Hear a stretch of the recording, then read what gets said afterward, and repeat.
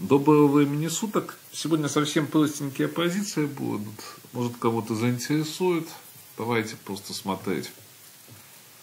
Вот тут неудачно напали. Черные и белые пошли. АБ и БЦ. И вот как вы можете убедиться, уже ничего нету у черных. То есть эффектная жертва такая вот маленькая получилась и выиграна. На ЦБ просто ЦД6, ЖФ6, ФЖ3, ну и так далее. Такая вот позиция. Далее давайте повернем эту позицию. Вот здесь совсем она простенькая, такая, можно сказать, двухходовочка. Но тоже встретилась она в партии. Я практически все позиции беру из того, что встречаются в партии. То есть я, если где-то уже с книг беру, то я говорю, а это из партии. И они сегодня все совсем простенькие, поэтому кто хочет смотрит, кто хочет нет. ЦД6, то есть нельзя на D4, никуда не, вот этот удар постоянно стоит, выжидают, и вот здесь вот такой ход b5, и здесь надо сдаться. Почему? Потому что на cd4, как вы понимаете, вот эта вот тактика идет. Выбиваем эту шашку. Стандартная такая тактика. Ну, вот это тоже позиция встретилась в партии, но она действительно идея простая, и две даже идеи простых, которые не видели черные, то есть можно было так и так вот играть. Но это стандартнейшая идея, конечно.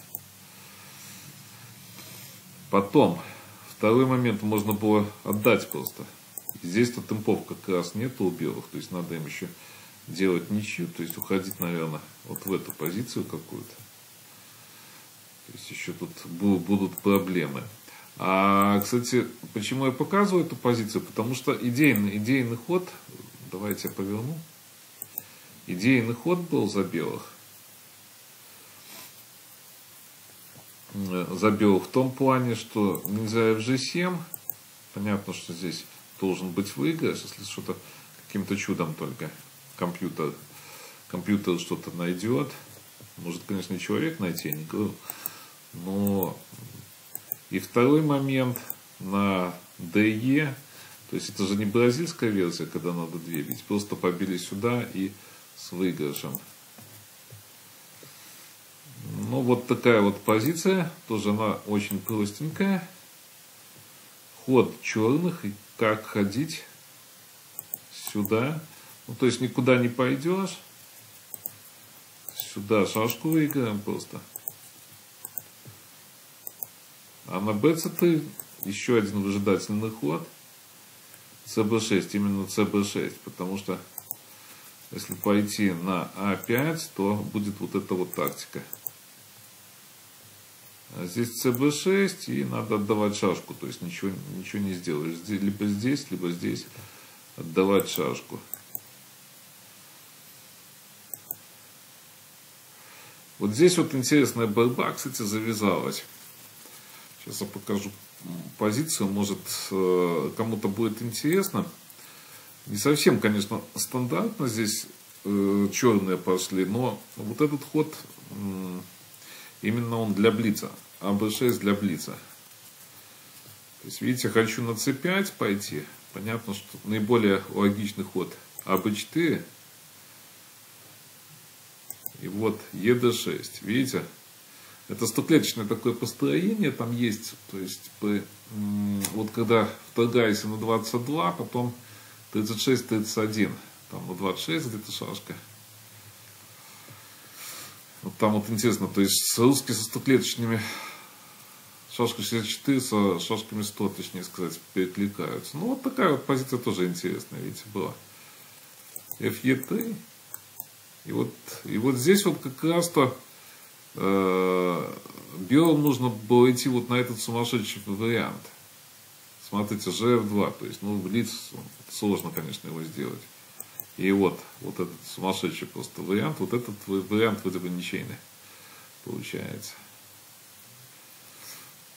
То есть, а пошли же H, и вот просто классический момент EF4. И вот такой вот выигрыш.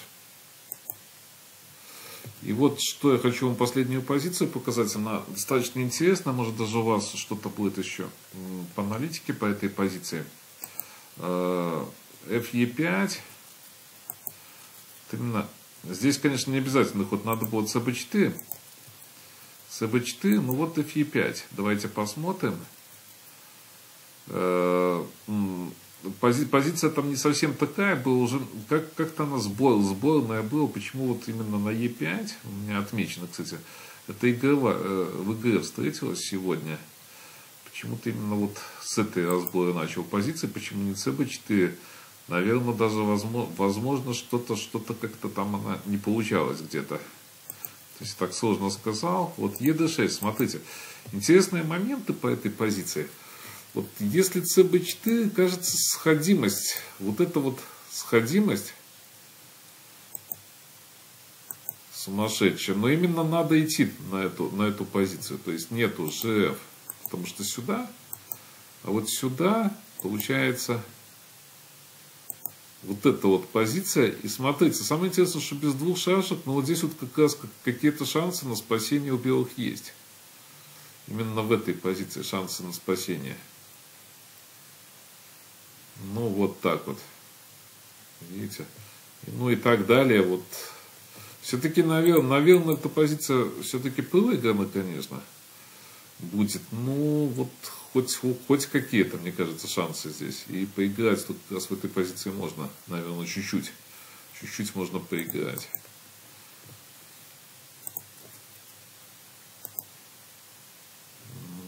Ну да, тут, конечно...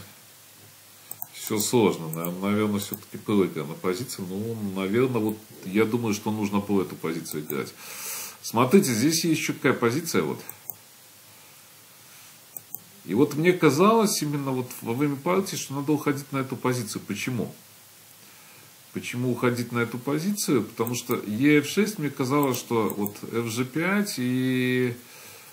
все будет нормально. Но вот тут вот FG7, у меня какие-то, честно говоря, сомнения большие, что нормально. После FE7, ну, не вижу ничего нормального, потому что если ходить сюда, то будет вот эта комбинация. То есть, ну, вот этого я не видел.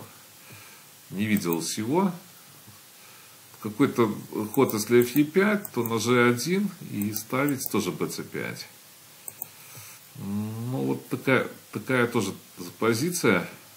Остается, ну, вот на, нет, позиция, это я вам уже показал.